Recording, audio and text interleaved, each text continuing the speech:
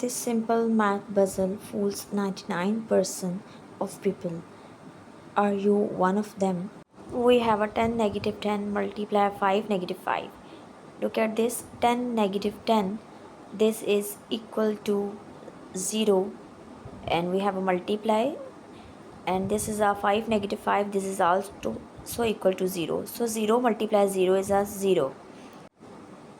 This is our answer. Or try another solution. We have a 10 negative 10 multiply 5 negative 5. To solve this, we recall the rule, and this rule is called the PEMDAS.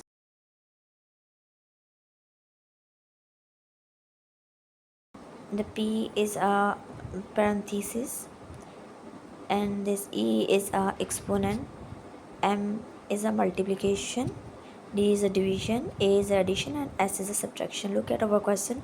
We have a multiply, so we solve this part first.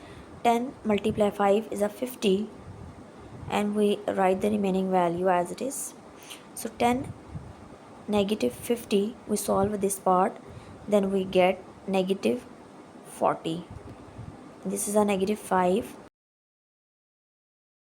So negative 40 negative 5, negative is a positive, so we add, get 45. 40 is a larger, so here we write negative. So negative 45 is our answer.